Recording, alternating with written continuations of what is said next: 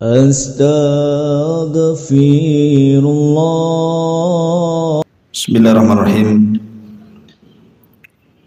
Assalamualaikum warahmatullahi wabarakatuh.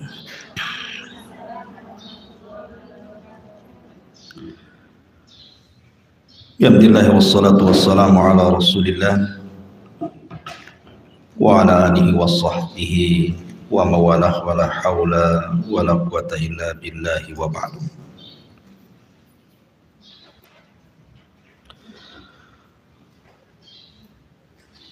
Baik, kita lanjutkan kajian kita, masih membahas tafsir, dan kita masuk pada surah Al-Adiyat. Surah Al-Adiyat ini dalam tertib Al-Quran masuk pada surat yang ke-100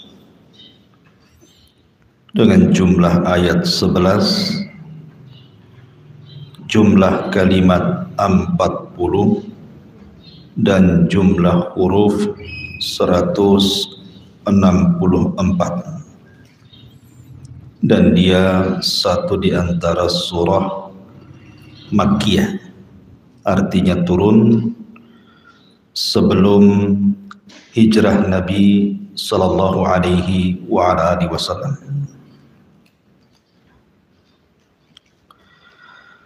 Adapun sebab turun daripada surah Al-Adiyat ini, sebagaimana dikatakan oleh Al-Imam Al-Muqatil rahimahullahu ta'ala, bahwa Nabi sallallahu alaihi wasallam suatu ketika mengutus sariyah. Sariyah itu artinya pasukan yang tidak diikut sertakan Nabi di situ. Artinya Rasul tidak terlibat dalam pasukan itu. Itu disebut sariyah. Untuk menyerang salah satu perkampungan dari perkampungan Kinanah. Nah, Nabi sallallahu alaihi wasallam ketika itu memilih Al-Mundhir Ibn Amr Al-Ansari radhiyallahu an sebagai pemimpin pasukan. Ada yang mengatakan Ali, ada yang mengatakan yang lainnya. Maka berangkatlah pasukan ini semua berkuda. Tidak ada yang jalan kaki, semua menggunakan kuda. Rupanya sudah berhari-hari pasukan ini diberangkatkan. Tiba-tiba lost kontak. Rasul tidak tahu kabar pasukan ini, menangkah, kalahkah, karena lama tidak sesuai dengan target. Karena Nabi SAW itu kalau membuat sebuah peperangan pasti ada target. Sekian hari, sekian minggu, sekian bulan gitu ya. Tapi kok pasukan ini tidak ada kabar gembira dan juga tidak ada kabar sedih. Nggak jelas pasukan ini ada di mana. Sehingga kemudian orang-orang munafik mereka membuat kegaduhan di kota Madinah dengan cara bahwa pasukan yang diutus Rasul kalah perang, semua mati dibunuh, dan kuda-kudanya diambil sebagai harta rampasan perang oleh orang-orang kafir. Tentu Nabi SAW sedihlah ketika melihat pasukan tiba-tiba dihabarkan seperti itu, karena bagaimanapun Nabi SAW menghendaki keselamatan para sahabat itu. Mereka punya anak, punya istri, dan begitu seterusnya. Tapi kadang berita ini sudah menyebar, maka membuat kesedihan di tengah-tengah kaum muslimin, termasuk apa yang dialami Rasul. Ketika Nabi SAW sedang bersedih seperti ini, Sementara orang-orang munafik senang-senang saja karena mereka menyebarkan berita hoax gitu ya, untuk menyakiti Rasul dan sahabat. Di sini Allah Subhanahu wa taala turunkan ayat atau surah Al-Adiyat bahwa yang tersebar berita itu adalah berita hoax, tidak benar. Kalau pasukan itu dibantai semua, kudanya menjadi harta rampasan perang. Justru mereka sedang perang. Dan peperangannya digambarkan dalam surat ini. Mereka sedang perang dan digambarkan peperangannya, dan berakhir dengan kemenangan. Allah Subhanahu wa taala berfirman, wal 'adiyati dhabha fal muriyati qadha fal mughirati subha fa'atharna bihi naq'a fawasatna bihi jam'a. Di sini Allah Subhanahu wa taala menggambarkan kepada Rasul bagaimana kondisi perang pasukan yang diutusnya itu, yang dipimpin oleh Al-Mundhir ibn Amr Al-Ansari. Allah mengatakan wal 'adiyati dhabha, demi kuda-kuda perang.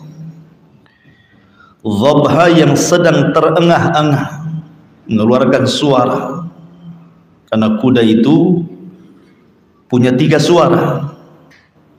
Suara ketika diam berbeda dengan suara ketika berjalan, berbeda ketika suara ketika berperang ya. Jadi Nabi SAW digambarkan mereka sedang berperang dan kuda-kudanya pun ikut perang. Nanti saya jelaskan keutamaan kuda dalam Islam. Kemudian Allah katakan fal muriyati qadha, dan demi kuda-kuda perang yang memercikkan api dari kaki-kaki mereka, menunjukkan bahwa peperangan terjadi di malam hari. Karena kalau siang hari nggak nampak api-apinya kan, kuda ikan pakai sepatu besi itu. Kalau dihentakkan ke batu kan muncrat tuh itunya ya, kembang apinya itu. Alhamdulillah semalam nggak ada kembang api, nggak tahu di sini. Jadi Rasul digambarkan mereka sedang berperang dalam kondisi gelap. Kapan perang itu terjadi? Maka Allah katakan fal mughirati subha, mereka sedang menyerang di waktu subuh.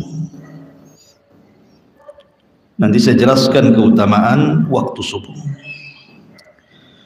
Fa'atharna bihi naq'an, dan kuda-kuda perang itu mungkin lagi mereka sedang berkecamuk perang sehingga menimbulkan debu-debu yang melayang.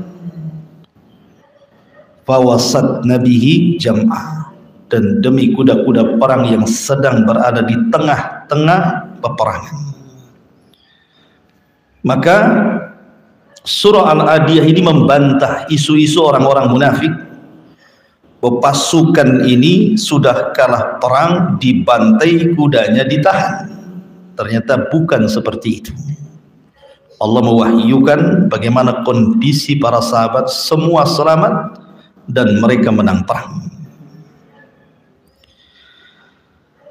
Ini sekilas tentang asbab nuzul daripada surah Al-Adiyat.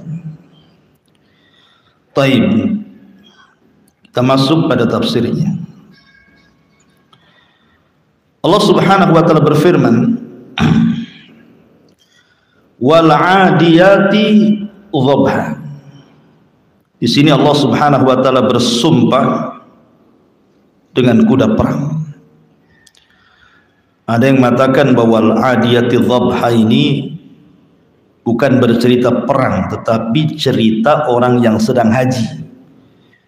Dan di sini wal 'adiyati dhabha itu bukan kuda perang, tetapi unta, demi unta gitu ya.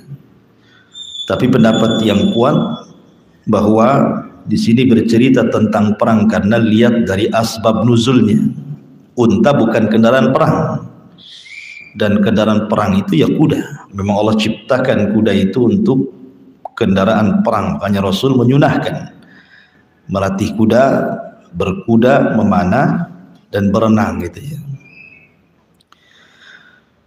Wal 'adiyati dhabha. Allah bersumpah dengan kuda. Kenapa Allah Subhanahu wa taala bersumpah dengan kuda di sini? Karena di antara sekian banyak binatang yang memang dikhususkan untuk berperang itu, yang sangat bisa untuk dibawa perang itu hanya kuda. Selain kuda sulit.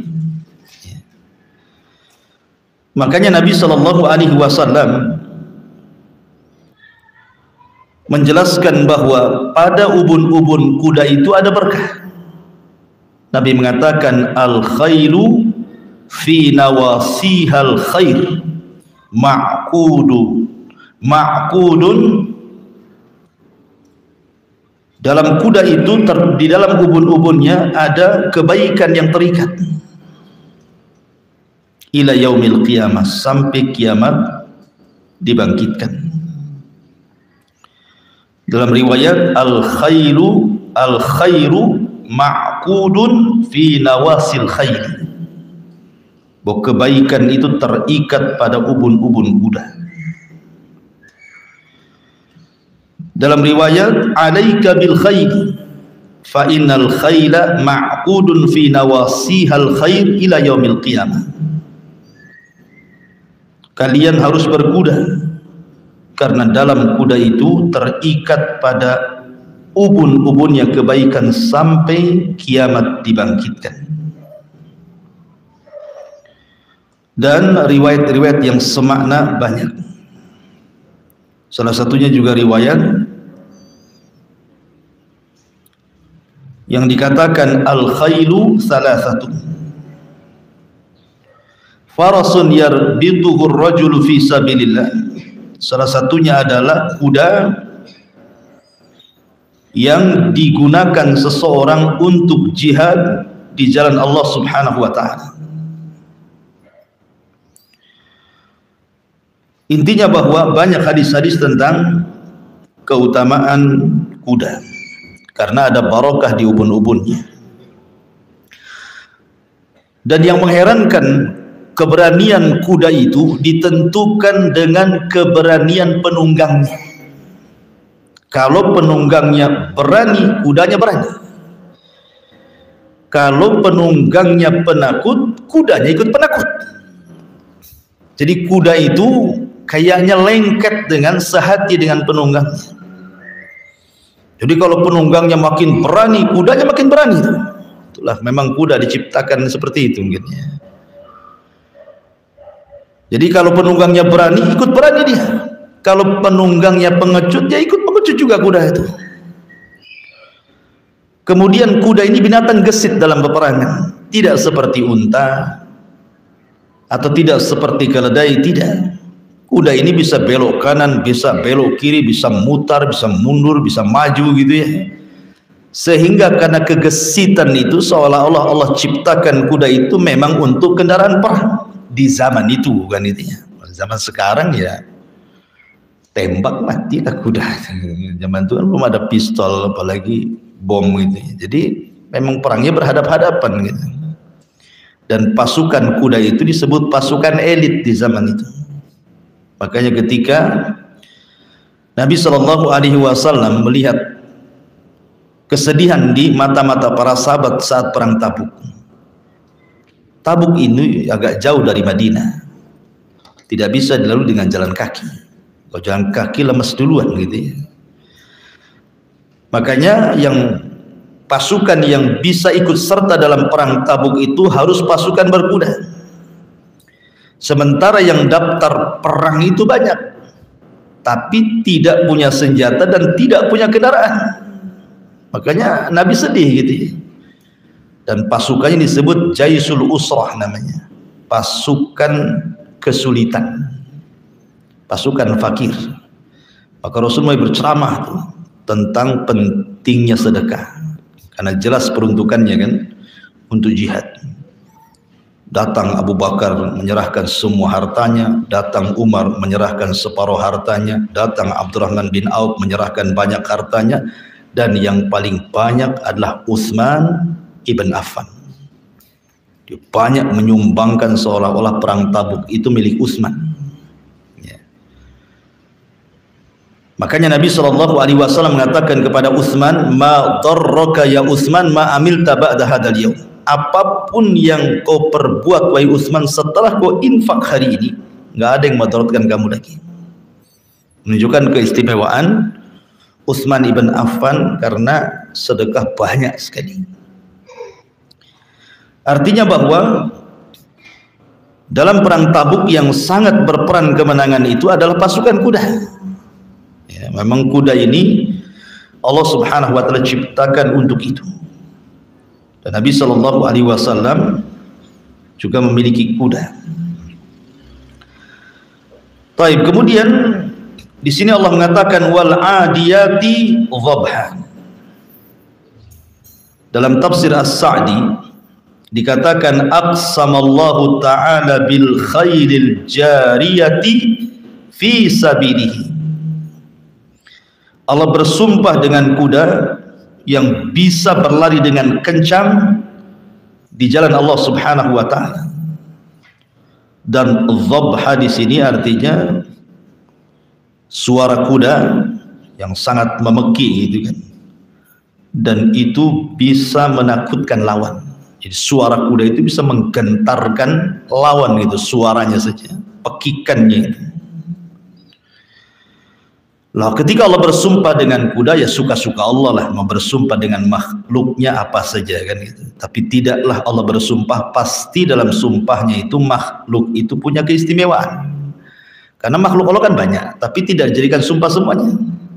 Allah itu kalau bersumpah pasti memilih makhluk-makhluk yang ada keistimewaan di hadapannya. Tetapi kalau kita bersumpah, jangan sampai bersumpah dengan kuda. Karena kuda makhluk tidak boleh bersumpah dengan makhluk. Siapa yang bersumpah dengan makhluk maka dia telah melakukan kesyirikan. Man halafa bi ghairillahi faqad asyrak. Siapa yang bersumpah kepada selain Allah maka dia telah menyekutukan Allah. Makanya ada istilah para ulama, bersumpah atas nama Allah untuk sebuah kedustaan itu lebih baik dibandingkan bersumpah kepada selain Allah untuk sebuah kejujuran. Kenapa bersumpah kepada Allah untuk sebuah kedustaan jauh lebih baik dibandingkan bersumpah kepada selain Allah untuk kejujuran? Kan dosanya beda. Kalau bersumpah kepada Allah kemudian dia berdusta, ya dosanya dusta saja, bersumpahnya benar gitu ya. Tetapi ketika dia bersumpah kepada selain Allah, walaupun jujur, dia terjerumus kepada kesyirikan. Maka syirik lebih besar dosanya dibandingkan dusta. Dusta ini dosa besar, tetapi sebesar-besarnya dosa adalah syirik gitu ya. Makanya bersumpahlah kepada Allah Subhanahu wa taala, tapi jangan pelan sedikit-sedikit sumpah, wallahi. Sumpah itu diperlukan dalam waktu-waktu tertentu, seperti orang dituduh ya.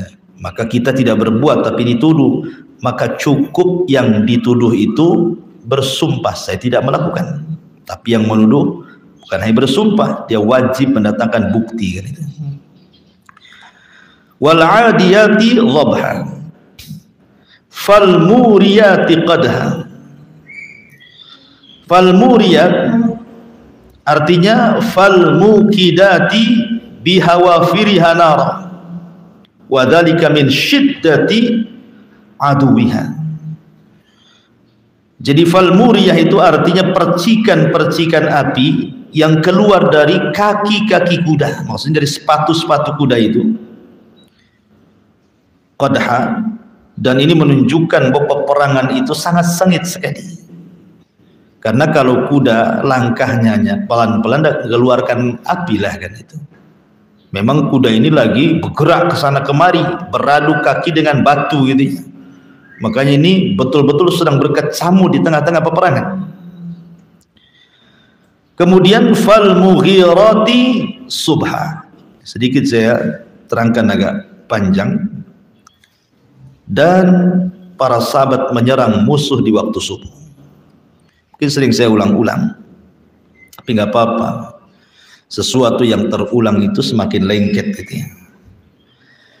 Kenapa Nabi SAW disifatkan dalam setiap peperangannya tidak pernah menyerang kecuali di waktu subuh? Rasul itu kalau menyerang tidak pernah siang, tidak pernah sore, apalagi malam. Rasul itu nunggu waktu subuh biasanya. Kalau dia mendengar di sebuah daerah ketika mau diserang itu terdengar suara adzan, maka Nabi tidak akan menyerang. Berarti daerah itu daerah kaum muslimin. Dari sini ada turunan fikih ketika menentukan negara Islam dengan negara kafir. Apa bedanya negara Islam dengan negara kafir? Seperti Indonesia ini negara Islam ke negara kafir. Karena ada orang yang mengatakan Indonesia ini negara kafir, berhukum dengan hukum tauhid, macam-macam ya. Dia tidak paham definisi negara namanya. Negara Islam itu apabila syiar berkumandang. Salah satunya yang paling mencolok adalah suara adzan. Kalau suara adzan tidak dilarang, bersaut adzan satu masjid ke masjid berikutnya, dari musolah ke musolah berikutnya, dari ringtone handphone ke ringtone handphone berikutnya. Ada tuh suara ringtone handphone ya, suara ringtone-nya azan, tapi waktu sholat tak ke masjid, tak sholat pula dia, jadi cuman ringtone-nya saja azan. Jadi ketika suara azan di mana-mana dan tidak dilarang pemerintah, apalagi syiar-syiar yang lainnya juga, otomatis kalau azan tidak dilarang ya sholat tidak dilarang lagi kan gitu, secara otomatis itu. Berarti negara itu masih dihukumi negara Islam.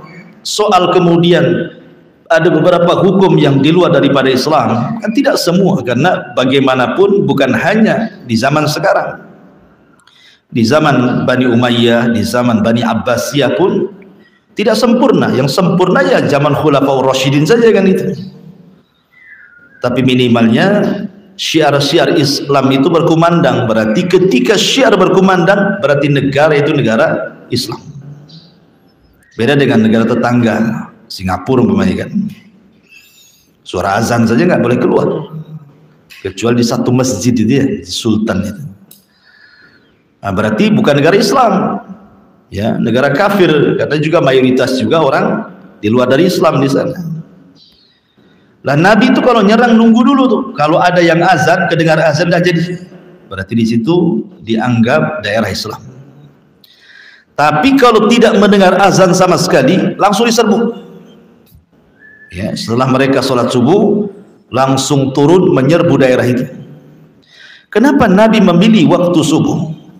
Karena ada hadis Nabi SAW mengatakan, nusirtu bis sabah wa uhlikatil adu bid-dabur.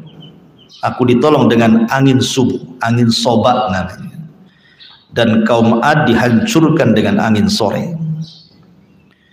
Makanya kalau ibu-ibu baca hadis-hadis tentang para sahabiah, wanita-wanita di zaman Rasul yang rutin ikut jamaah di masjid itu, kebanyakan riwayat sholat subuh dan tidak disebut riwayat sholat yang lain. Kan sholat itu ada zuhur, ada asar, ada maghrib, ada isya gitu. Tapi riwayat-riwayat wanita-wanita di zaman Nabi yang sholat berjamaah dengan laki-laki di masjid itu sholat subuh. Kenapa memilih sholat subuh? Ya pertama karena memang kondisinya gelap ya kan, sehingga tidak menimbulkan fitnah. Yang kedua karena memang sekalian riyadhah, olahraga. Mereka berjalan dari rumah ke masjid, dari masjid ke rumah, itu sekalian olahraga. Karena waktu selepas subuh itu disabdakan Rasul, Allahumma barik li ummati fi bukuriha. Ya Allah, berkahi umatku di waktu paginya, di waktu pagi. Makanya aktivitas Nabi SAW selepas sholat subuh, Rasul tidak keluar masjid. Rasul terkadang banyak buat acara selepas sholat subuh, terkadang mengumpulkan sahabat, kemudian ditanya soal mimpi. Nah, siapa yang bermimpi semalam? Nah, gitu ya. Nanti sahabat mengintik, saya bermimpi semalam begini Rasul, ditakwilkan sama Nabi. Saya bermimpi ini Rasul, ditakwilkan sama Nabi. Terkadang bertanya soal mimpi Rasul itu. Ya, karena Rasul juga pakar takwil mimpi, seperti Nabi Yusuf alaihi salatu wassalam, atau di kalangan ulama tabi'in seperti Muhammad ibn Sirin, itu pakar mimpi. Ya. Tapi ibu kalau bukan pakar mimpi, jangan coba-coba mentakwil mimpi orang. Suaminya mimpi, dalam mimpinya maaf selingkuh dengan tetangganya, diceritakan Pak sama ibu. Oh kalau gitu selingkuh ya, padahal mimpi kan, jadi ribut gara-gara mimpi jadinya. Ya. Jadi nggak boleh kalau orang tidak pandai mentakwil mimpi, jangan mentakwil mimpi. Pamannya ada kawan nih cerita mimpi, kalau dia mulai bercerita mimpi buruk, Bu, jangan didengar. Nasihati dia, maaf ya, kalau mimpi buruk jangan cerita sama saya. Kalau mimpi baik, takwilkan yang baik. Makanya mimpi baik boleh diceritakan, mimpi buruk tidak boleh. Karena mimpi baik kalau diceritakan, pas ditakwilkan baik, diaminkan malaikat, jadi sebuah kenyataan kan itu. Terkadang Nabi SAW mengajarkan para sahabatnya berceramah, mengajarkan ilmu. Terkadang Rasul aktivitas sendiri saja. Habis sholat subuh ya berzikir, baca Quran sampai waktu syuruk. Rasul mengajarkan kepada para sahabat 2 rakaat syuruk, dan itu pahalanya besar kan itu ya. Kata Nabi SAW, siapa yang sholat subuh kemudian tidak beranjak pada tempatnya, dia pun mengingat Allah Azza wa Jalla sampai matahari terbit meninggi 1 tombak, lakukan 2 rakaat syuruk, pahalanya kahajjati wal umrah taman, kata Rasul, seperti haji dan umrah secara sempurna. Bayangkan haji itu berapa biayanya, Bu? Apalagi zaman sekarang, jangan haji umrah aja dipersulit. Tahun kemarin malah ditutup, tidak boleh haji karena corona kan. Kalau ingin dapat pahala haji, gitu saja ibu kalau di rumah, makanya di rumah itu ibu sediakan mihrab lah. Jadi di kamar, tapi ada khusus tempat sholat, di pojok sebelah mana. Jangan pula pindah-pindah, kadang di dapur lah, kadang di ruang tamu sholatnya. Jadi khususkan, walaupun rumah tidak harus lebar, tidak harus luas, sempit, tapi ada tempat khusus maksudnya di situ. Buat mihrab sebelah mana gitu, sajadahnya jangan dirubah-rubah di situ saja. Seperti Maryam punya mihrab sendiri gitu ya. Nah, supaya di situ khusus tempat sembahyang, bersihkan semua. Jadi di situ tempat rahmat turun. Makanya karena wanita kan tidak wajib ke masjid, makanya harus punya mihrab sendiri. Ya, punya tempat sembahyang sendiri di rumah. Jangan dipindah-pindah. Di situ saja. Lah, supaya dapat keutamaan ini. Sekarang kan tidak beranjak dari tempatnya kan, berarti di situ saja. Kemudian berzikir, baca Quran gitu ya. Kemudian nggak lama dari subuh ke syuruk itu 1 jam paling, ya kan? Baru sholat 2 rakaat selesai. Itu aktivitas Nabi seperti itu. Ditambah juga memang di waktu subuh itu ada angin berkah. Setiap peperangan itu Rasul ditolong dengan angin berkah itu.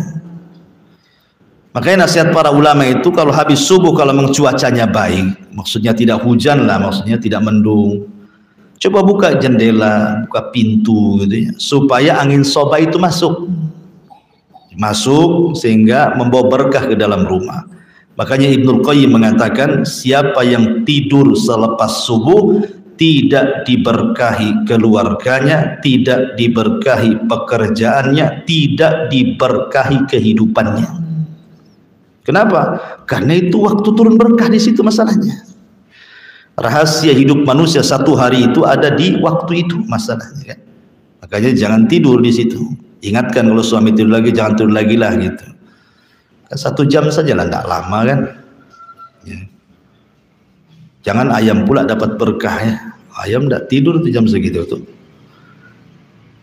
Kemudian juga selain daripada angin soba dan juga turunnya berkah di waktu subuh itu, menyehatkan badan ya. Bisa membuang sirkulasi angin masuk rumah kan, berganti tuh sirkulasinya kan. Artinya banyak kebaikan di waktu subuh. Kemudian Allah mengatakan fa'asarna bihi naq'ah. Di sini fa'athar nabihi naq'ah, yang namanya peperangan ya sudah wajarlah menimbulkan debu di mana-mana, apalagi memang kondisi di sana kan bukan perang di hutan. Ya perang di tanah terbuka, di padang pasir, banyak batu, banyak pasir, ya wajar debu di mana-mana. Dan kuda-kuda yang menghamburkan debu-debu ke langit. Kemudian fawasat nabihi jam'ah, di mana para sahabat ini dengan kuda-kudanya betul-betul sedang berkecamuk di tengah-tengah peperangan. Mereka sedang menyerang. Ini gambaran-gambaran sumpah dengan kuda ini. Setiap sumpah dalam Quran mesti ada jawabannya. Untuk apa Allah bersumpah? Kan itu yang mesti ada pertanyaan. Untuk apa Allah bersumpah? Jawabannya untuk ini. Innal insana li rabbihi lakanud. Sesungguhnya manusia terhadap nikmat Rabbnya selalu kanud. Kanud itu artinya jahud. Jahud itu artinya selalu mengeluh, menentang, berpaling. Nikmat Allah ini banyak, sampai-sampai Allah katakan wa in ta'uddu nikmatallah la tuhsuha, kan? Kalau ibu menghitung nikmat Allah dengan alat apapun tidak akan kehitung, karena tidak terbatas nikmat Allah itu. Jangankan jauh-jauh lah, ibu ngaca saja itu semua nikmat Allah, kan? Tengok mata, alhamdulillah. Coba mata diletakkan di kaki, jadi mata kaki. Susah mau mandang. Kenapa letakkan di atas? Supaya bisa mandang, nikmat kan itu. Mandangnya saja sudah nikmat, diletakkan pula di tempatnya makin nikmat. Telinga di samping kiri, samping kanan, sempat di atas kepala ngadap ke langit apa enggak? Hujan masalah gitu, Bu. Jadi mendengarnya saja sudah nikmat, diletakkan pada tempatnya aja sudah nikmat lagi. Dan dua-duanya mendengar sama pendengarannya. Coba kalau seandainya yang lain beda kan repot kita ini. Mata juga memandang sama dua-duanya fungsinya. Kalau mandang uang 100 ya tetap uang 100. Nggak mungkin yang satu 2000, yang satu 100 kan itu. Artinya disamakan, diseimbangkan. Tangan juga sama, nggak panjang sebelah gitu. Kaki nih kalau panjang sebelah susah mau jalan, kayak orang pincang jadinya. Jadi oksigen macam-macam lah, belum lagi darah bermacam-macam, warna darah macam-macam lah. Kalau kita cerita nikmat itu yang ada pada badan kita, makanya Allah mengatakan wa fi anfusikum afala tubsirun. Dan pada diri kalian itu ada nikmat yang harus kalian lihat sebenarnya.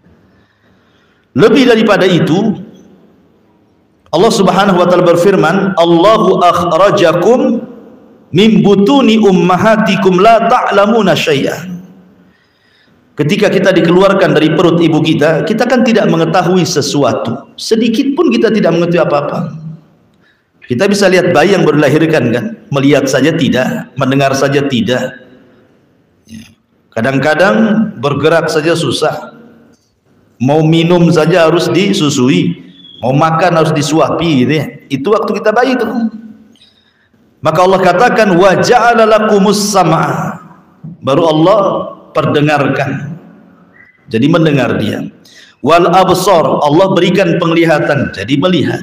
Wal afidah, Allah berikan akal dan hati, jadi cerdas, ya. Akhirnya dengan penglihatan dia bisa belajar, dengan mendengar juga sama. Akhirnya ketika dia sudah diberikan hati, punya akal, kemudian cerdas, yang satu jadi dokter, jadi insinyur, jadi jenderal, presiden, menteri, semuanya gitu. Apa sih fungsinya? Lihat ujung ayat, la'allakum tashkurun, agar kalian bersyukur sebenarnya itu. Tapi tidak pernah kita bersyukur. Kadang-kadang kalau ditanya itu, sering saya katakan, kadang-kadang ada orang kalau setiap ditanya itu jawabannya susah. Pernah ibu kan ini, gimana kondisinya? Susah Ustadz. Nanti ketemu lagi, gimana sudah baikan? Masih susah. Susah ketemu, masih susah aja setiap ketemu. Jadi kita susah, jadi ikut susah jadinya ya. Melihat kesusahan orang, kita pula yang susah. Males lah mau tanya, si susah terus kan itu. Seolah-olah dunia ini diciptakan itu susah untuk dia. Dia tidak pernah melihat bagaimana nikmat yang di badan kita itu sudah kaya sebenarnya di itu. Makanya ketika Ibrahim ibn Adham Kalau tidak salah seorang ulama zuhud, ya kan?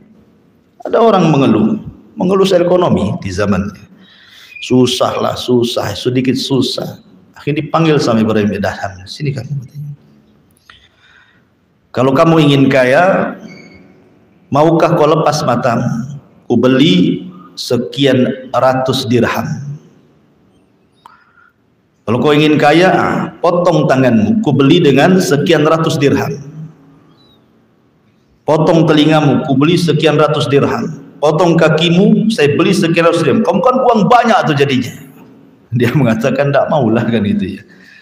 Artinya bahwa kalau dia paham harga mata, harga telinga, harga kaki, harga tangan, pasti dia akan mengatakan dia kaya nikmat. Lah karena dia nggak berpikir ke situ. Lihat orang buta, pengen melihat kalau seandainya ada gitu ya, rumah sakit yang bisa berobat dan dia bisa melihat. Terkadang walaupun dia susah, dia akan cari itu uang untuk supaya matanya melihat kan gitu. Karena coba orang-orang yang mungkin Allah ya takdirkanlah kecelakaan, yang tadinya bisa berjalan akhirnya pakai tongkat. Itu kalau melihat orang yang jalannya tegap itu berangan-angan, kapan aku seperti dia gitu sebenarnya. Cuman kadang-kadang kita tidak berpikir seperti itu. Makanya ada seorang ulama ketika tidak bisa berjalan, kakinya patah, kemudian tangannya juga patah, matanya buta gitu kan. Dia masih mengatakan alhamdulillah, segala puji dan puja hanya milik Allah Subhanahu wa taala yang masih menganugerahkan aku dan melebihkan aku dibandingkan yang lainnya. Jadi yang sebelahnya ngomong, kenapa kau mengatakan seperti itu? Gue jalan pun tidak, tangan pun tak ada, mata pun buta gitu. Tapi dia mengatakan, ya, aku masih lebih utama dari si fulan ibn fulan. Jadi orang yang syukur nikmat itu salah satunya adalah dengan melihat nikmat yang ada, kemudian lihat kekurangan orang gitu maksudnya. Saya memang tidak bisa jalan, saya buta, tapi ada yang lebih parah lagi, berbaring nggak bisa apa-apa gitu kan. Pemain seperti itu. Makanya kalau dalam urusan dunia supaya kita mudah bersyukur itu, lihat ke bawah. Jangan lihat ke atas. Kalau lihat ke atas capek lah kan itu, pegel tuh. Kasihkan terpen pun tetap saja pegel dia kan. Kalau ke atas, makanya kalau urusan dunia lihat ke bawah. Tapi kalau urusan agama jangan pula lihat ke bawah. Nggak apa-apa, saya hafal 5 surat, si anu 1 surat pun tak hafal. Bukan begitu. Iya. Urusan agama jangan lihat ke bawah. Urusan agama lihat ke atas. Cemana dia bisa 1 juz hafal? Kok saya nggak hafal? Lam yakunil saja dibulak-balik, si lam yakunil terus. Jadi kalau urusan agama itu jangan sekali-kali lihat ke bawah, nggak akan berkembang. Ya, pahalanya nggak nambah-nambah. Tapi kalau urusan dunia, kata Rasul, unduru ila man huwa asfala minkum wala tamduru ila man huwa fawqakum fahuwa ajdar alla tajdar nikmatallah alaihi, kata Rasul. Lihat ke bawah, jangan lihat ke atas, supaya kita lebih pantas dan bisa bersyukur akan nikmat. Alhamdulillah saya masih bisa berjalan, si anu pincang. Saya masih bisa ngontrak, si anu di kolong jembatan gitu ya. Jadi masih harus seperti itu. Innal insana li rabbih lakan. Ya, karena memang khuliqal insan halu'a. Dalam riwayat ayat yang lain, manusia itu diciptakan mudah berkeluh kesah, sedikit-sedikit ngeluh, sedikit-sedikit ngeluh. Itulah manusia. Wa innahu ala dzalika lasyahid. Dan sesungguhnya dia sendiri manusia itu tahu kalau dia itu suka mengeluh. Dia menyaksikan sendiri gitu kan, dia mengakui sendiri sebenarnya. Sebab kalau dia tahu nikmat Allah itu banyak yang diberikan kepada kita. Karena kan begini ya, kadang-kadang barometer kekayaan menurut kita dengan kekayaan menurut para sahabat itu sudah berbeda masalahnya. Makanya ketika sahabat ditanya soal makna ghina, mana kaya itu, maka sahabat mengatakan, selama seseorang itu bisa makan 1 hari itu, kemudian punya rumah sehingga dia terbebas dari hujan dan panas, kemudian punya pasangan suami istri yang saling melindungi, berarti Anda sudah kaya. Kenapa? Karena banyak di luar sana yang justru tidak tiga-tiganya, gitu ya. Bahkan ketika dikatakan oleh Rasulullah SAW kepada seseorang, kamu punya pembantu, maka sahabat ini mengatakan, punya wahai Rasul, idan anta malik, kalau begitu kau raja, katanya. Gitu kan. Punya pembantu saja Rasul mengatakan kita jadi raja. Kenapa? Karena bisa memimpin satu orang, gitu ya. Nyuruh-nyuruh orang, gitu kan. Raja kan tukang nyuruh-nyuruh. Ya. Itu saja sudah kaya. Itu barometer kekayaan menurut para sahabat. Kalau kita kan beda ya. Kita ini kalau kaya, kalau punya kos-kosan 10 gitu ya, mobilnya berjejer tapi rental gitu. Wa innahu lihul khairi lasyadid. Kenapa manusia itu bisa kanut ya, mudah berpaling, mudah i'rad gitu ya, mudah menentang, mengeluh, berkesah? Ini sebabnya. Wa innahu lihubbil khairi lasyadid. Karena manusia itu kepada dunia cintanya melampau. Harta dalam bahasa Arab itu disebut mal. Mal dalam bahasa Arab itu dari mala yamilu mailan, artinya kecenderungan untuk memiliki, kecenderungan cinta untuk menguasai, kecenderungan kepada sesuatu untuk menguasai, itu disebut harta. Makanya dalam surah Al-A'la Allah mengatakan bal tu'thirunal hayatad dunya, bahkan kalian lebih memilih kehidupan dunia. Padahal kita sudah yakin wal akhiratu khairun wa abqa kan. Kalau orang Islam, apalagi ibu sudah ngaji, pasti kalau ditanya lebih baik dunia atau sorga, pasti ya sorga jawabannya. Tapi dalam kehidupan nyata itu hanya di lisan saja yang ngomong begitu. Ya termasuk saya pribadi, termasuk ibu, termasuk hampir semua kena. Kecintaan kepada dunia ini lebih dibandingkan kecintaan kepada akhirat. Karena masalahnya kecintaan kepada dunia ini mencakup semua aspek kehidupan manusia. Sering saya contohkan dalam hal kecil saja. Dalam hal kecil ya. Dalam dunia apa saja, dunia pendidikan lah contohnya. Banyak orang tua kalau dia kurang agama, masih awam itu, dia rela loh sampai bisa menjual sawah, menabung, menyekolahkan anaknya. Tapi lihat jurusannya semua dunia. Yang satu kedokteran, yang satu insinyur, yang satu ekonomi, yang ada gitu kan. Anaknya tidak ada satupun yang dipesantrenkan. Alasannya apa? Ustaz, kalau saya ke pesantren kan saya kan dokter, nanti anak saya nggak jadi dokter. Dunia kan, cita-citanya itu dunia. Kenapa? Saya ini insinyur, kalau saya mondok di Jabal Uhud mana jadi insinyur dia kan.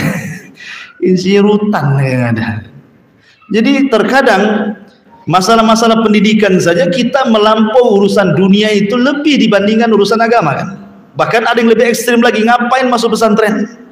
Jadi apa anak kamu? Kerjanya gimana? Ijazahnya udah kemana-mana tuh. Itu artinya apa?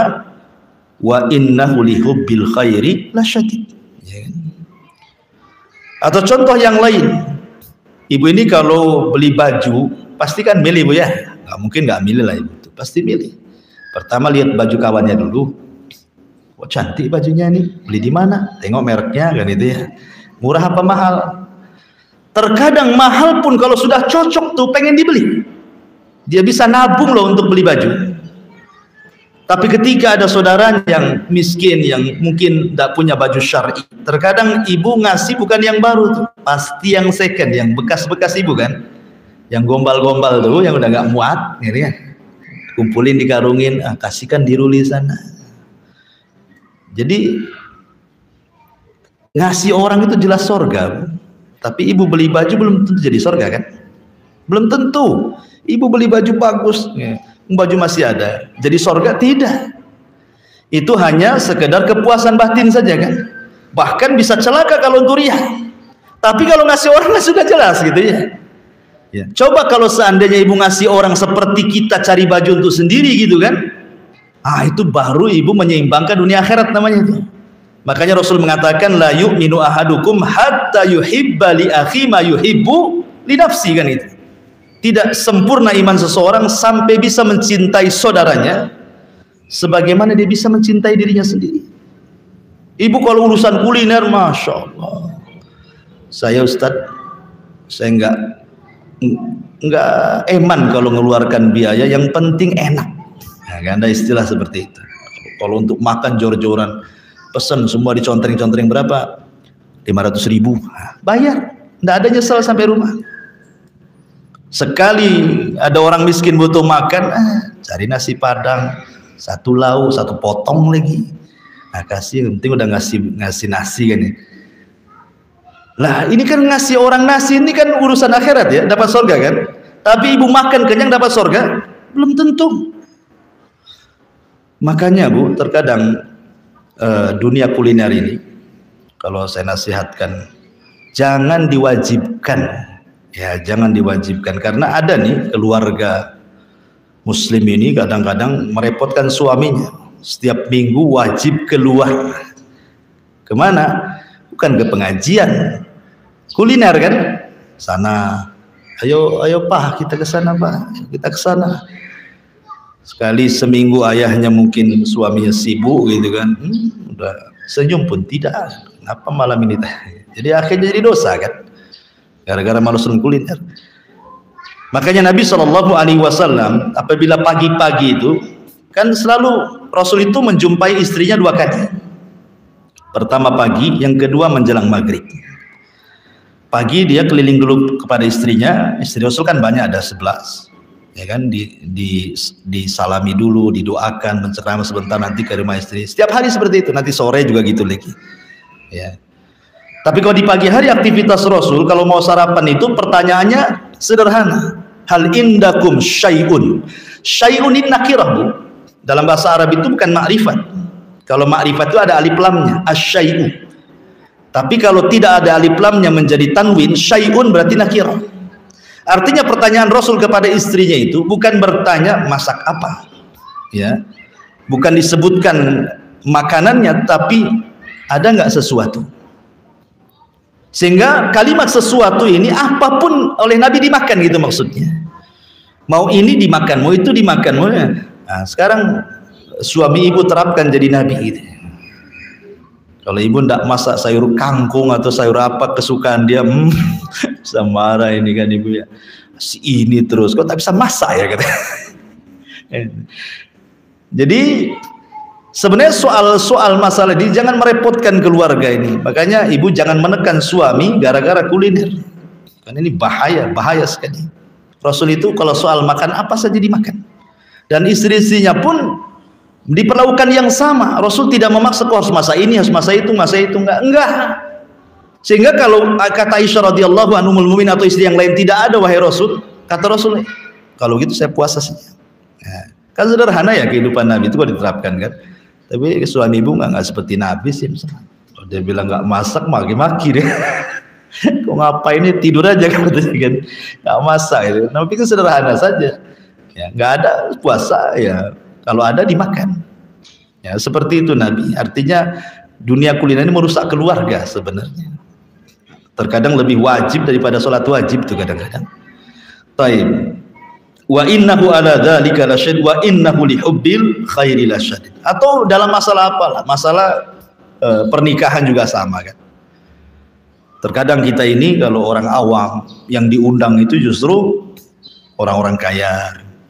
Dia kaya tentu juga kolega-kolega dia yang diundang kan. Padahal mungkin sampingnya banyak orang miskin, nggak diundang kadang-kadang. Padahal seburuk-buruk makanan walimah itu yang diundang orang kayanya dan ditinggalkan orang miskinnya kan, itu kata Nabi. Nah, ini kan batu sirunal hayatad dunya, atau dengan kata lain wa innahu lihubbil khairi lasyadid. Carikan jodoh juga sama. Saya contohkan, yang satu hafal Quran miskin, yang satu dokter banyak gajinya, ganteng lagi. Nanti yang hafal Quran nunggulah kalau ada adiknya lagi gitu ya. Gitu ya. Ini kan jelas itu. Kenapa? Masuk pada wa innahu lihubbil khairi lasyadid. Karena kita ini terlampau cinta dengan dunia. Jadi semua masalah apa saja jadi dunia. Tidak ada akhiratnya. Ya.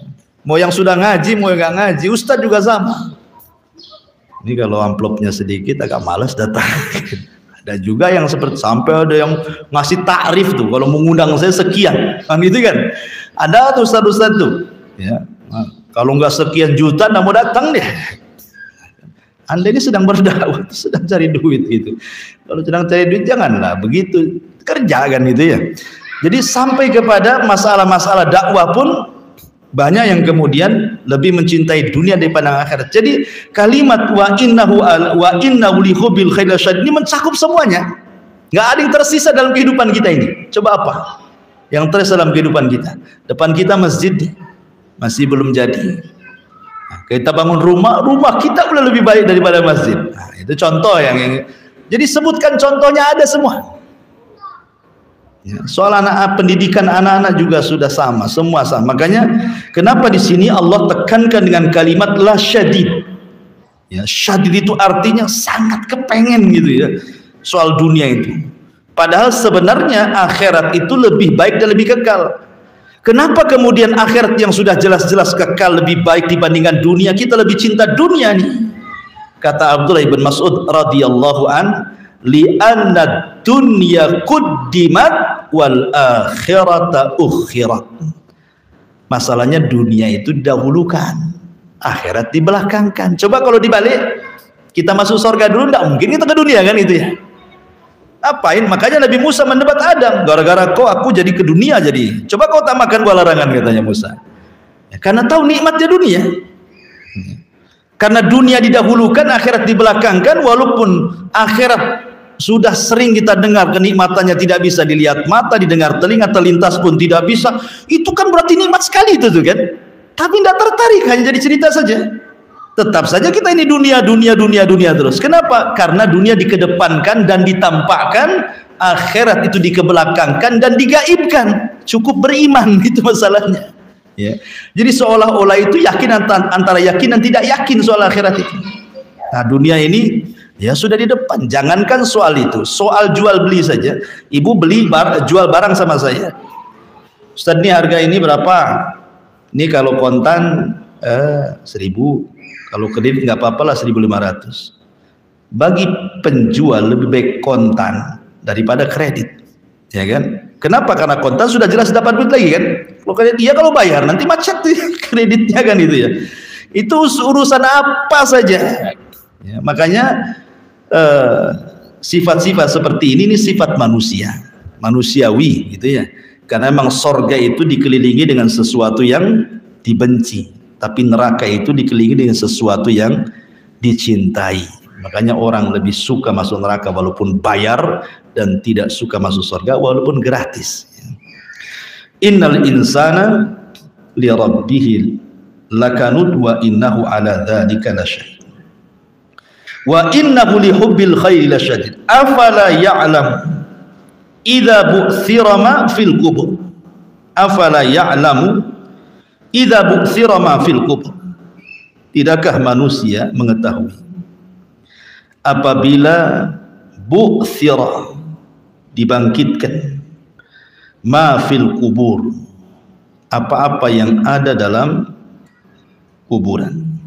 Kata Syekh Sa'di, afala ya'lamul insan ma yantadiruhu idza akhrajallahu al-ummahat minal quburi lil hisabi wal jaza. Artinya, apakah manusia itu tidak mengetahui apa yang ditunggunya apabila Allah keluarkan kita dari kuburan, di hadapannya sudah dibentangkan hisab dan juga balasan.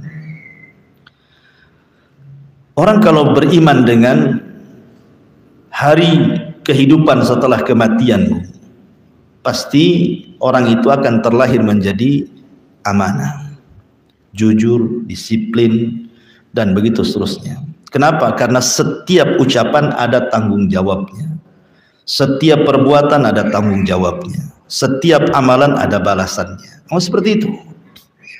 Kalau yakin nih, kalau saya ngomong ini nanti ada balasannya, nggak jadi dia ngomong, ya kan? Oh, kalau ngomong baik balasannya surga, pasti dia akan tata bahasanya.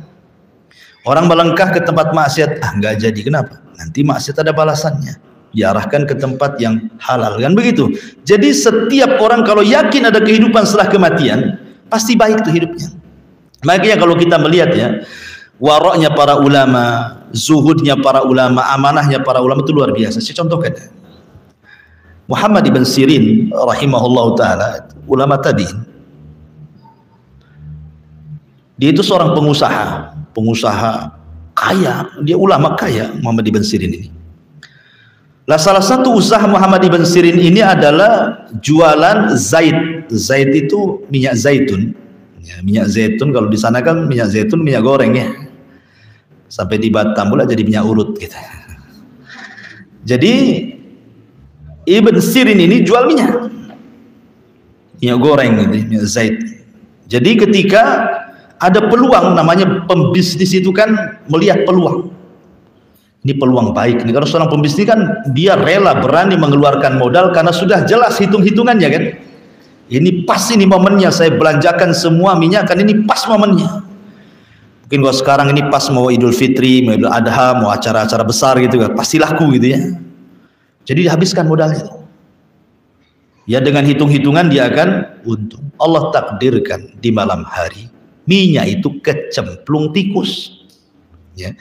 Dalam ilmu fikih Bu, apabila minyak itu berbentuk jamad itu mengeras seperti mentega, kemudian tikus jatuh, maka cukup dikeruk bagian yang terkena tikus, dibuang, dan yang lainnya bisa dipakai, nggak najis.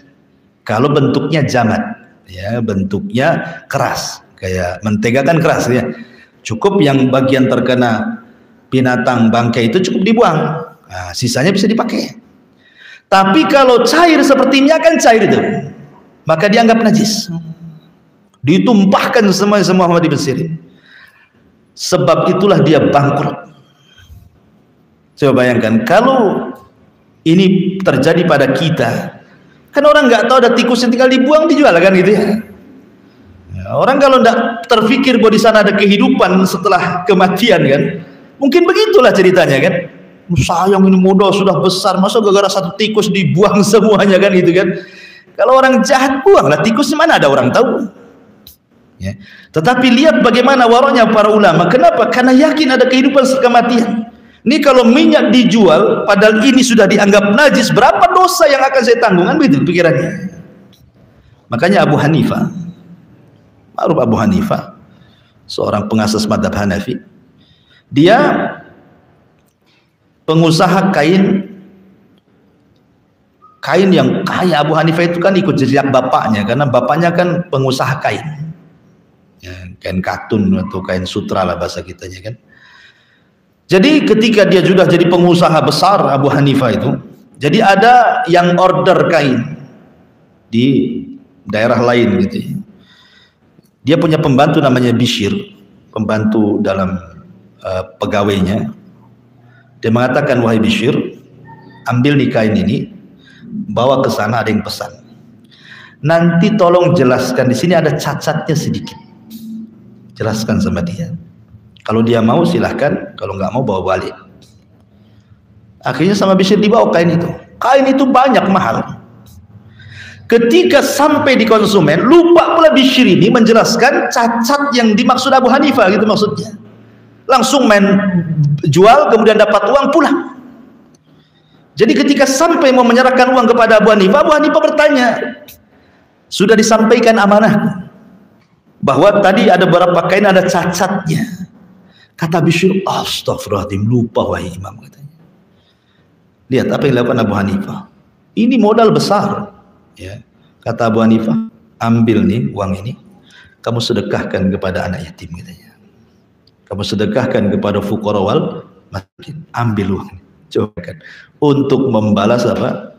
Cacat yang sedikit tadi. Padahal kan cacat sedikit saja kan, tapi karena waroknya Abu Hanifah tidak mau. Makanya untuk sebagai imbalannya supaya dia tidak terkena syubhat tadi, dia sedekahkan semuanya tuh. Wah, coba kalau para pedagang kayak gitu kan, makmur dunia ini. Ya, pedagang tidak. Timbangan bagus-bagus dibuat pabrik, nggak ada ganjel, dikasih ganjel sama dia, gitu kan.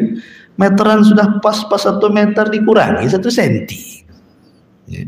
Takaran juga sama, sengaja dipukul bawahnya biar dengok ke ke dalam, jadi nggak pas kan satu gantang kan. Itulah orang-orang itu ngurangi tikaran, ngurangi meteran, ngurangi timbangan, dikurang-kurang semuanya. Tapi kalau jadi pembeli maunya ditambah, tambahlah. Masa segini tambah? Itu biasa ya. Kalau nggak mau tambah saya beralih ngancam pula dia katanya. Begitu kan. Itulah namanya wailun lil mutaffifin. Kenapa? Karena tidak ingat ada kehidupan setelah kematian. Karena Allah mengatakan wa hussila ma fis sudur. Kata Syekh Sa'di, istikhraju mastutira fis suduri min khairin aw syarrin. Di dunia, Bu, kita bisa menyembunyikan hasad, bisa menyembunyikan suudzon, bisa menyembunyikan dendam, dengki. Ya, kita bisa pura-pura baik sama orang padahal jahat sama orang. Orang hasad kan? Pamannya saya hasad sama ibu, saya tidak perlu menampakkan hasad saya kan, pura-pura baik padahal saya orang hasad sama ibu. Di dunia bisa disembunyikan tuh, di akhirat nggak bisa. Semua yang ada pada dada kita itu sudah ada catatannya. Makanya sering saya katakan catatan manusia itu ada dua. Ada catatan yang bergabung dengan seluruh umat sejak zaman Nabi sampai hari ini, sampai ibu hidup ini. Jadi ibu nanti catatannya akan dijadikan satu dengan Abu Bakar, Umar, Utsman, Ali, Imam Syafi'i, Abu Hanifah, para ulama, semuanya akan jadi satu catatan. Di situ kita akan dipermalukan, karena kita akan dibaca catatan kita, semua lihat. Ya, oh selama ini kau hasad, kau dusta, kau dendam, kau ini, semua tahu. Ya, ada catatan yang dipegang sendiri. Ini catatan yang dipegang sendiri itu untuk mengklopkan antara perbuatan kita dengan catatan.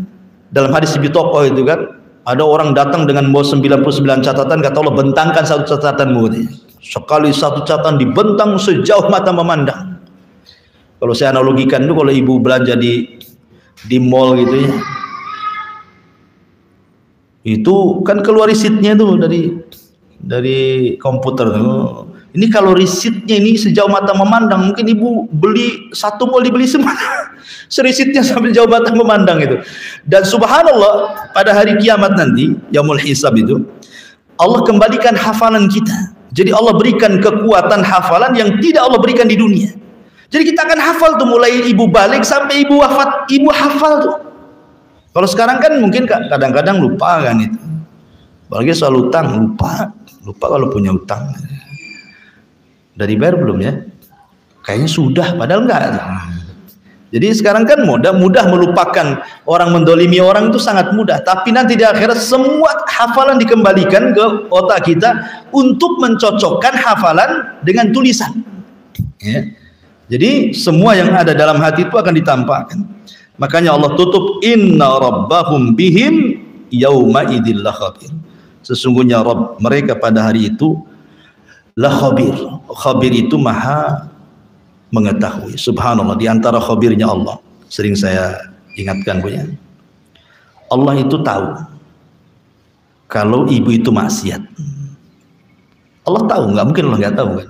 Allah itu maha khabir kok.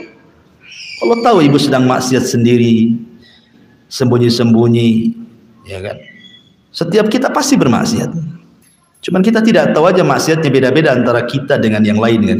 Tapi semua orang itu pasti maksiat. Minimalnya berzina pandangan, berzina telinga, berzina lisan, berzina. Semua orang wajib berbuat dosa. Dan Allah tahu. Tetapi Allah itu tersifati dengan khabir. Allah maha tahu maksiat kita. Tapi karena rahimnya Allah, kasih sayangnya Allah kepada kita, Allah tutup loh maksiat kita itu. Allah kan sudah tahu kita sedang maksiat, tapi Allah tutup tuh maksiat kita sehingga orang nggak tahu. Makanya dalam Islam tuh Bu, tidak boleh ibu menceritakan dosa yang sudah dilakukan. Tidak boleh. Kullu ummatin mu'afan, kata Rasul. Setiap umatku pasti dimaafkan dosanya. Illal mujahir, kecuali orang mujahir. Siapa mujahir itu Rasul? Orang yang menyingkap perbuatan dosa yang sudah dilakukan, diceritakan pula sama orang. Ya. Ibu ketemu orang kemarin gitu ya, menggibah orang gini gitu. Ceritakan sama orang, iya kemarin juga betul saya ngomong sama si Anu juga ngomong gitu. Diceritakan yang sudah-sudah. Janganlah kan itu. Jadi hal-hal yang sudah Allah tutupi jangan dibongkar. Makanya ketika fatwa para ulama, ada seorang pelacur sudah bertobat, kemudian dapat pasangan yang baik, ahli agama. Apakah seseorang ini harus jujur kepada suaminya kalau dia mantan pemain malam, pemain remang-remang gitu ya, ataukah tidak perlu? Kata para ulama tidak perlu. Allah sudah tutup aibmu dari suamimu, jangan diceritakan, karena tidak semua cerita didengar, tidak semua cerita ikhlas orang itu. Kau sudah ceritakan, sudah cukup Anda dengan Allah saja, gitu maksudnya. Jangan cerita walaupun kepada suami, taunya suami ketemu kita baik-baik, gitu saja maksudnya. Ataupun sebaliknya, mungkin suaminya bejat dapat istri soleh, jangan diceritakan, awak ini mantan preman dulu. Tidak perlu cerita kayak gitu. Pokoknya ketemu baik-baik, itu yang jadi catatan sudah. Jadi nggak ada lagi, karena biasanya tersakiti orang gara-gara itu. Nah, dalam urusan rumah tangga saja harus saling menutup, tidak semua harus tahu, dan jangan ingin tahu.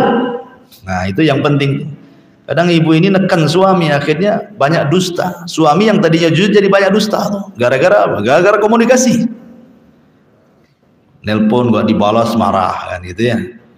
Gak dibalas-balas sih, kamu di mana? Oh, gitu ya. Akhirnya lama-lama mungkin suami jujur, lama-lama dia dusta dia. Nah, ngajari orang dusta jadinya. Husnudan sajalah, bismillah, tawakkal Allah. Ya. Karena yang membolak-balikan hati manusia kan bukan ibu sama suami, enggak bisa. Suami nggak bisa diatur. Yang bisa ngatur itu Allah. Minta Allah yang ngatur, gitu maksudnya. Kalau ibu ngatur mana bisa? Hati orang itu dia genggaman jari jemari Allah Azza wa Jalla. Yuqallibu kaifa yasha. Allah bisa membalikan sesuka hati dia. Mau keras hari itu jadi keras, mau lemah lembut hari itu mau lembut. Begitulah Allah Azza wa Jalla. Maka minta kepada zat yang membolak-balikan hati. Minta supaya suaminya dirubah, suaminya begini. Kalau minta sama suami itu himbauan, bang, tolonglah robah. Ya, paling gitu saja, gitu kan? Ya saja kalau suami itu simpel dia. Nanti diulang lagi, seperti itu. Nah, tapi kalau Allah yang membolak-balikan hati dia, siapa yang bisa Allah buat dia halus menjadi keras? Tidak akan bisa. Sebagaimana Allah tetapkan dia keras hati, ibu mau lembutkan dia tidak bisa, gitu kan? Makanya karena kita ini bukan memegang hati orang, kita punya tetangga keras, doakan saya, Allah mudah tetangga ini agak lembut lah kan. Nanti mudah-mudahan lama, insya Allah kalau berdoa, masa dari sekian ratus doa nggak ada yang diijabah. Ini kemudian diantara makna khabir juga, Allah tahu kita maksiat. Selain Allah tutup hebatnya Allah gitu, kita punya Tuhan ini rahim betul-betul. Allah tidak membalas setiap kita maksiat, tapi Allah kasih kesempatan loh ya. Kesempatan lama sampai kita wafat loh. Coba kalau seandainya satu kali maksiat, satu kali tamparan saja, sekali maksiat tok gitu kan, udah sakit umpamanya kan, mungkin orang itu tidak mau hidup mungkin kan itu. Tapi karena rahimnya Allah, Allah tidak langsung balas, dikasih kesempatan. Ya. Ayo maksiat, tapi kasih kesempatan bertobat gitu. Jadi selain menutupi aib Allah itu juga, pada Allah itu udah khabir loh ya. Tapi juga Allah memberikan kesempatan untuk bertobat kepada Allah Azza wa Jalla. Inna rabbahum bihim yawma idzil khabir. Wallahu a'lam. Ini uraian tafsir Al-Adiyat. Baik, kita buka tanya jawab, silakan. Iya.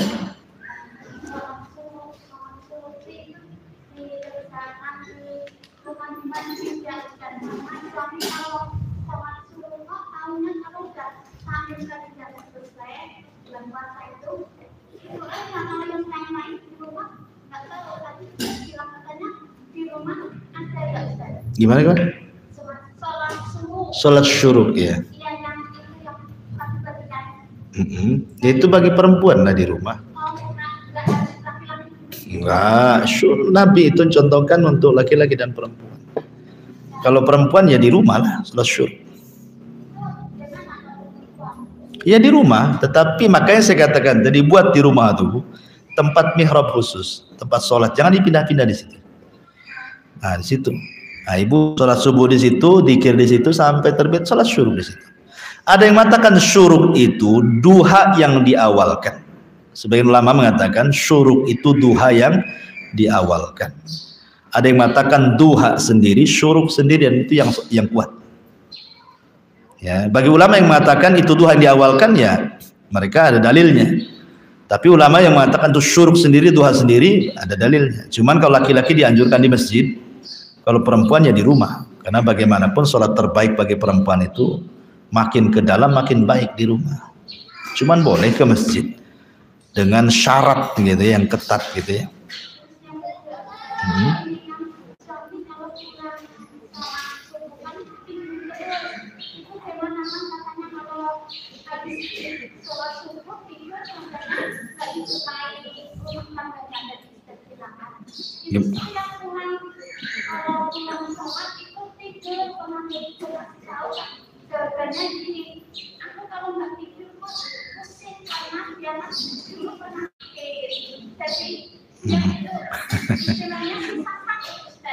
Harus tidur. Itu sugesti itu. Kalau sugestinya itu dibalik gitu kan. Kalau nggak tidur saya sehat gitu kan. Mungkin berbeda. Iyalah itu sugesti namanya. Sugesti itu apa ya? Bahasa sugesti itu apa, Bu? Keyakinan berlebihan, sugesti itu ya. Keyakinan yang berlebihan itu sugesti. Jadi kayak orang minum bodrek. Kalau sudah bodrek saja, sekali paramek tidak mempan tuh kepalanya. Tetap aja mikir gak hilang-hilang. Itu sugesti namanya. Dirobah sedikit-sedikit. Dirobah saja, bilang sama suaminya dirobah. Karena perkataan ulama itu kan Rasul yang bersabda, bukan Ibnul Qayyim. Ibnul Qayyim hanya menyimpulkan saja. Rasul yang mengatakan Allahumma barik li ummati fi bukuriha. Ya Allah berkahi umatku di waktu pagi. Itu waktu berkah. Kalau tidur hilanglah berkah dia. Berkah itu semuanya, kalimat berkah itu luzumul khair dalam bahasa Arab. Berkah itu diambil dari birkah. Birkah itu tempat minumnya unta, itu birkah namanya. Jadi kalau ibu punya kamar mandi, ada bak-bakan itu ya untuk naruh air, itu disebut birkah dalam bahasa Arab. Kenapa berkah diambil dari birkah? Sebab kalau air ditaruh di situ nggak tumpah. Kalau kebaikan sudah ada pada ibu, maka kebaikan itu akan tetap di situ. Dan kebaikan itu menyeluruh, ya, bukan hanya cerita harta saja. Cerita batin, cerita kesenangan, ketenangan, anaknya jadi soleh gitu ya, gak nyebelin, suaminya gak banyak ulah, istrinya juga sama, semua kebaikan dalam rumah tangga ya. Walaupun tak banyak hartanya tapi cukup, walaupun pekerjaannya tidak begitu ini tapi bisa senang, apa namanya berkah itu umum semuanya, bukan hanya ke ini saja. Coba kasih tahu suaminya berubah.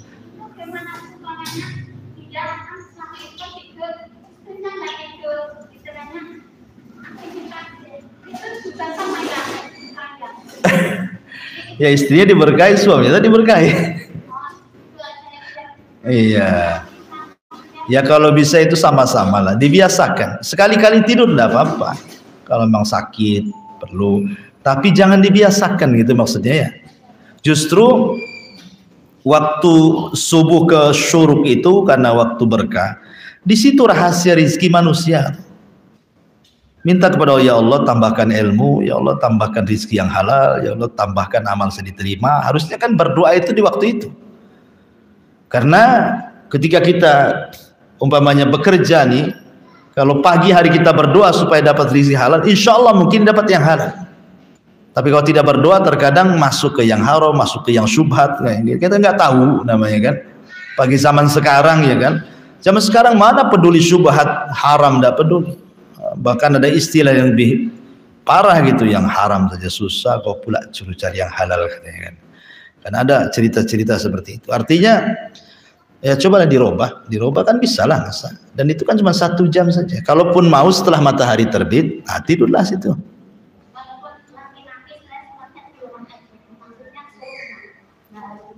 Ke masjid lah kalau laki-laki. Bukan sholat ke masjid tidak mesti harus ngaji. Sholat 5 waktu itu mana masjid terdekat, mau sholat terdekat, ke musola atau ke masjid. Laki-laki lebih ya. Iya, kalau ibu nggak apa-apa di rumah. Wallahu a'lam. Iya. Kalau ada pulsa yang masuk ke HP kita, karena sampai dia nggak ngisi, jadi kita harus ini ya, mengganti pulsa itu kita daftar ke aman gitu ya. Kalau ada pulsa nyasar, ada pemberitahuannya nggak? Jangan-jangan lagi ngeprank nggak suami? Nggak. Ya sebaiknya kalau pulsa nyasar, kalau ibu takut itu bagian dari syubhat, ya ambil saja, diuangkan, disedekahkan, itu lebih baik kan itu. Tapi kalau ada bonus-bonus gitu kan, dari Telkomsel atau dari apa tuh, biasanya ya sudahlah, mereka yang ngasih, kita nggak minta. Kecuali kalau kita pasang sekian dapat pulsa sekian, itu judi namanya maksudnya. Tapi kalau dari mereka ngasih, ya hadiah, apa masalahnya, ya kan? Tapi kalau itu bagian daripada takut syubhat, ya sedekahkan saja. Ya senilai yang masuk itu. Iya. Kan ada nomornya, itu nggak ada nomornya ya kalau gitu ya, nomor pengirimnya ya? Oh ya, taib. Karena saya nggak pernah dikirim pulsa juga. Banyak orang yang nanya itu, nanya tapi nggak kirim pulsa, jadi jawabnya malas, jadi ngabisin pulsa ini kan. Memang enak jadi dokter itu daripada jadi ustadz ya. Konsultasi 300, padahal belum itu resep tuh, ngasih resep baru ngomong aja kan. Ustadz ini konsultasi 24 jam tak bayar. Itulah wa innahu li hubbil khairi lasyadid. Nah, masuk juga tuh contohnya. Iya. Iya.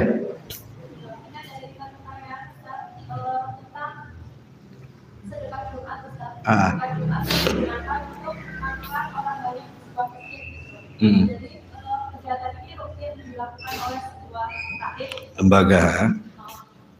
Yang ditanyakan apakah di situ dibolehkan terus dengan pahalanya itu lebih besar ketika kita memberikan orang yang di situ belum tentu fakir, belum tentu miskin kan, tapi kita kasih di situ. Terus yang kedua, apa diperbolehkan orang yang masuk itu makan dari hasil pengumpulan orang banyak untuk Jumat sedekah itu?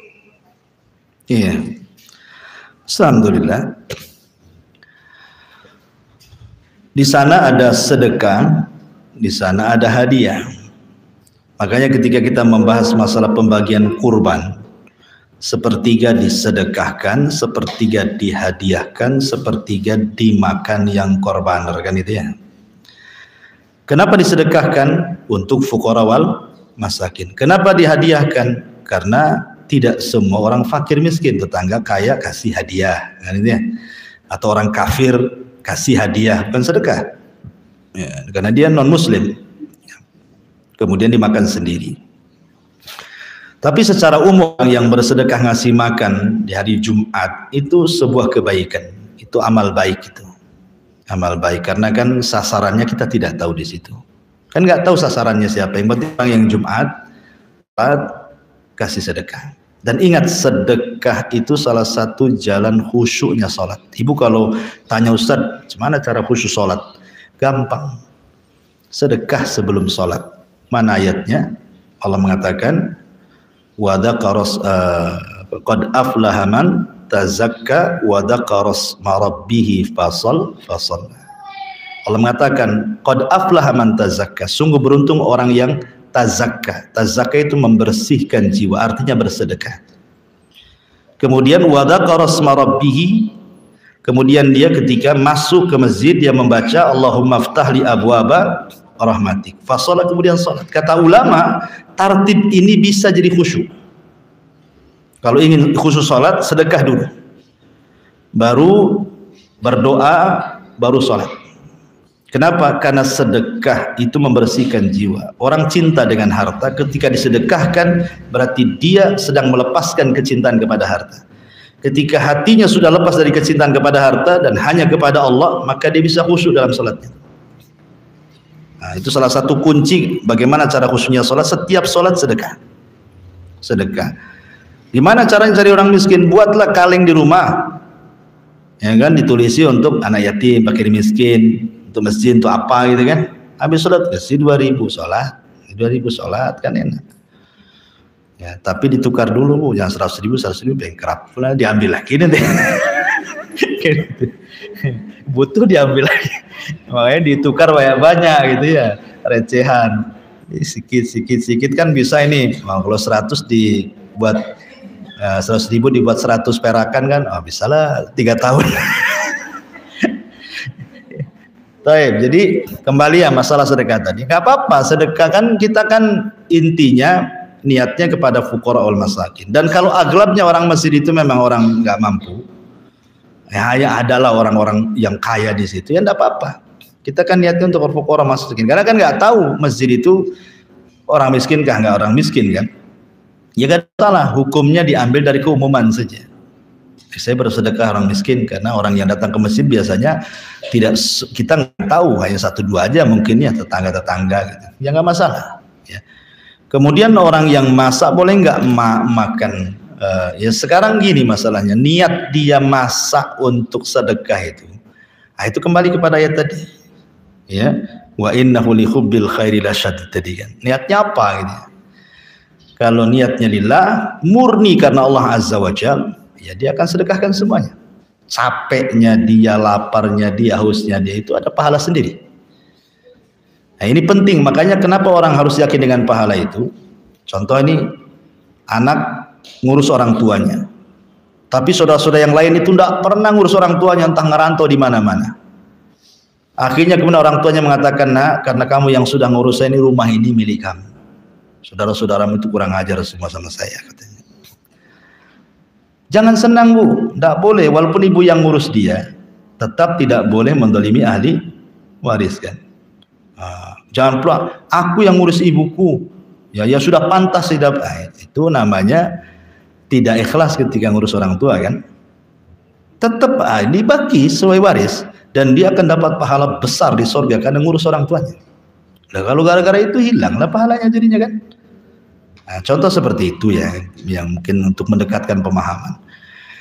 Ya tapi kalau seandainya kita memakan tidak berlebihan di situ dan diberikan izin dari donaturnya, sih tidak ada masalah. Hanya sekedarnya saja di situ kan.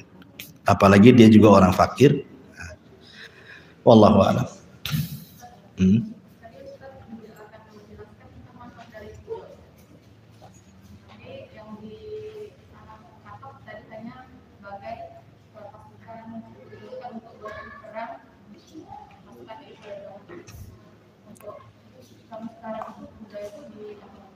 Tetap kuda itu bermanfaat karena di akhir zaman nanti peperangan itu kembali ke kuda.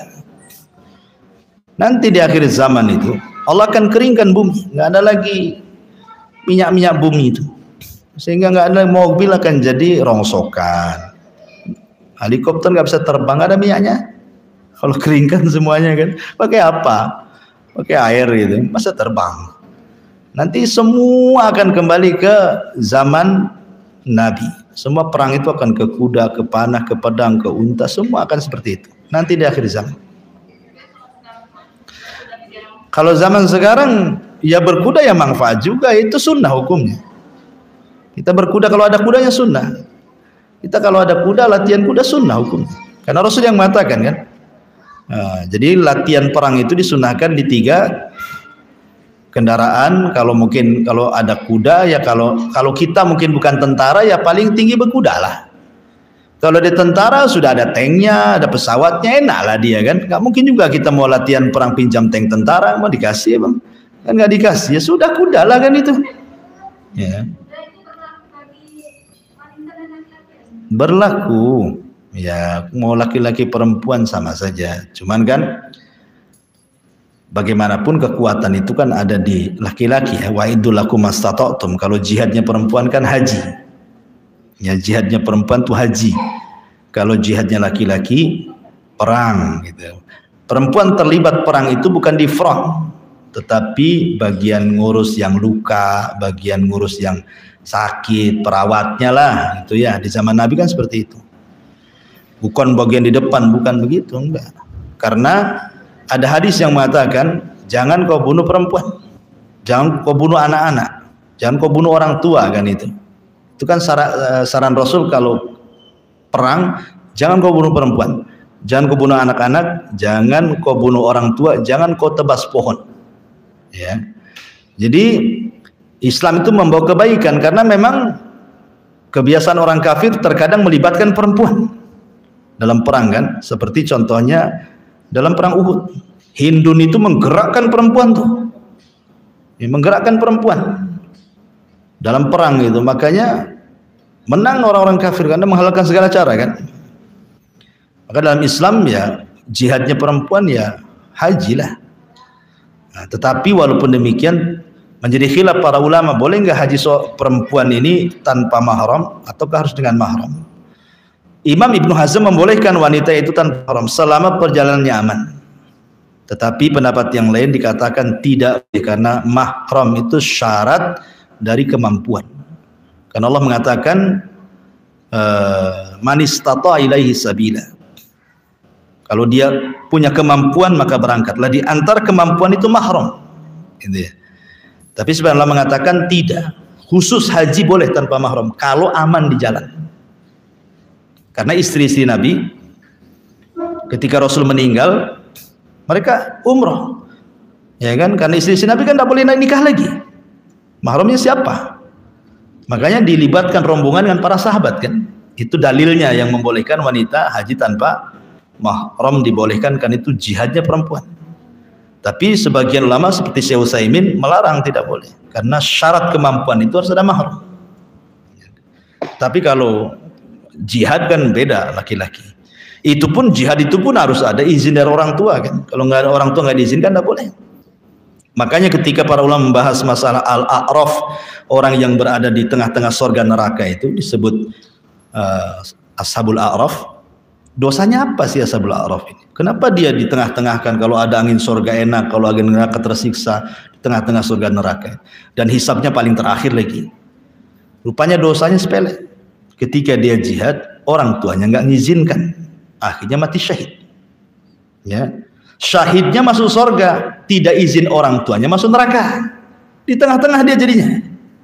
Itulah dosanya ashabul a'raf itu. Gara-gara nggak izin jihad. Makanya ketika ada orang yang datang kepada Rasul dari Yaman jalan kaki loh, Rasul alhidni bil jihad, Rasul libatkan aku dalam jihad. Kata Rasul, ahayun walidaik, hidup orang tuamu masih. Kau sudah izin? Sudah, tapi keduanya menangis. Artinya tidak redha kan gitu ya.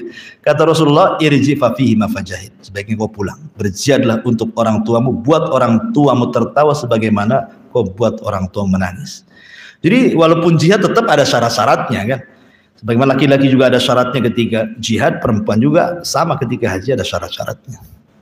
Wallahu a'lam. Ya. Jadi masalah istri.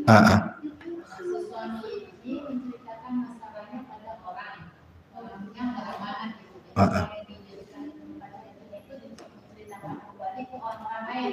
Kemudian orang lain ini meminta konfirmasi kepada istrinya. Nah, si istrinya ini akhirnya menegur suami.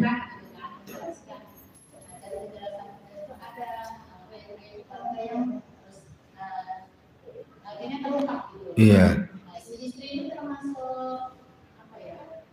Apa yang tadi membuka ayat itu enggak? Maksudnya mana ya? Belum paham saya. Bukan, belum paham pertanyaannya. Ini si suami nyebarin aib keluarga ke orang lain. Dia menceritakan satu orang. Satu orang ini ada hubungan keluarga nggak? Orang lain, oke. Nah, yang dijadikan tempat ceritanya itu Hah? orangnya nggak amanah gitu loh, Ustaz. Ah, jadi ember ke sana kemari. Nah, terus? Kemudian banyak orang-orang yang di tempat yang orang ketiga tadi meminta konfirmasi ke istrinya gitu loh. Misalnya aku dengar begini benar nggak sih? Oh gitu. Iya. Si istri ini kan menjelaskan ke orang yang minta konfirmasi tadi. Mm-mm. Akhirnya ada ayat-ayat keluarga yang harus diungkap. Sebaiknya ibu tutupi kalau ada orang konfirmasi, itu tidak benar itu, gitu aja.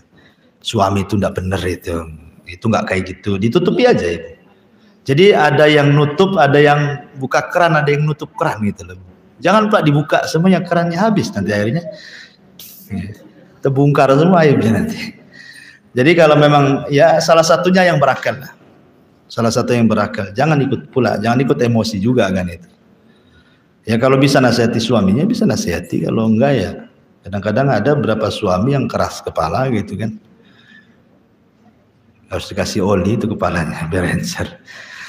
Jadi ya ibu harus menutupi kekurangan suami. Kalau seperti itu ibu harus menutupi. Walaupun iya seperti itu yang diceritakan, ya kan. Tetapi kan kita kan seorang muslim harus tetap menutup aib saudara yang muslim kan. Man satara musliman satarahullahu yaumal qiyamah kan itu. Siapa yang menutup aib seorang muslim, apalagi dia kerabat, apalagi dia keluarga. Orang lain aja kita tutup, Allah tutup aib kita loh, apalagi keluarga kita. Enggak benar itu, enggak benar. Nah, gitu aja Bu. Sebab biasanya kalau obrolan seseorang itu biasanya mengembang biasanya. Ya, ngembang kemana-mana. Kalau udah asikan ngomong seperti itu. Makanya kenapa Rasul mengatakan falyakul khairan aw liyasmut itu. Karena perempuan itu ya pahala lebih banyak didiam dibandingkan laki-laki. Ya, kenapa pahala perempuan itu lebih banyak didiam? Ya karena yang banyak bicara perempuan. Setiap Rasul mempermisalkan dosa lisan itu semua perempuan contohnya. Tidak ada yang laki-laki. Karena laki-laki itu biasanya dosanya lain, mukul, bunuh gitu ya. Nah, kalau perempuan itu semua lisan. Kalau sudah mencontohkan dosa lisan mesti contohnya perempuan. Dalam hadis-hadis. Ya, seperti contohnya umpamanya Rasul ditanya, Rasul ada perempuan nih sholat malamnya rajin, sholat sunnah puasa sunnahnya rajin, sedekahnya pun rajin, berbuat baiknya pun rajin, tapi nyakiti tetangganya pun rajin katanya kan. Nah ini rajin semua rupanya kan, yang ini rajin, yang itu rajin. Kata Rasul nggak ada kebaikan perempuan itu. Atau ketika Nabi SAW bicara tentang dengan Aisyah radhiyallahu anha, masalah dia menyinggung Sofia, ya kan? Itu juga Rasul dengan Aisyah wanita mengatakan laqad qulti kalimatan law mujizat bihal bahru lamazazat. Kok sudah mengucapkan satu kalimat kalau dilempar ke lautan tercemarlah semua air lautan itu. Tidak usah diulangi lagi. Ya. Jadi ataupun contohnya banyaklah contoh-contoh yang intinya bahwa lebih baik diam dibandingkan bicara, kecuali kalau ada manfaat. Bicara itu kan ada tiga Bu. Ada yang mengandung dosa, ada yang tidak mengandung dosa, ada yang sama sekali, maksudnya ada yang berpahala, ada yang berdosa, ada yang tidak berpahala, tidak berdosa. Itulah ucapan manusia kan antara tiga ini. Satu ucapan yang mengandung pahala, satu ucapan yang mengandung dosa, satu ucapan yang enggak mengandung pahala, enggak mengandung dosa. Contohnya apa? Gimana kabarnya? Itu kan enggak berpahala, enggak berdosa, cuman ngomong aja gimana kabarnya kan. Nah, lain kalau ngajak dakwah. Ngajak dakwah berarti ucapannya berpahala, ngajak maksiat berarti ayo kita gibah, itu berdosa gitu ya. Nah, tapi bagaimana kabarmu? Nah, semua dicatat. Baik yang berdosa, yang berpahala, yang tidak berdosa, semua dicatat. Cuman yang tidak berdosa dan tidak berpahala tidak dihisab, dicatat tapi tidak dihisab. Tapi yang ada kandungan dosa, yang ada kandungan pahala itulah yang dihisab. Ada hisab mudah, ada hisab yang sulit ya. Intinya saling menutupi Bu. Kalau suaminya ember, ibu pula jadi tutup ember gitu ya. Maksudnya seperti itu. Wallahu a'lam. Cukup ya. Subhanaka bihamdika asyhadu an la ilaha illa anta astaghfiruka wa atubu ilaik. Allahu ta'ala. Assalamualaikum warahmatullahi wabarakatuh.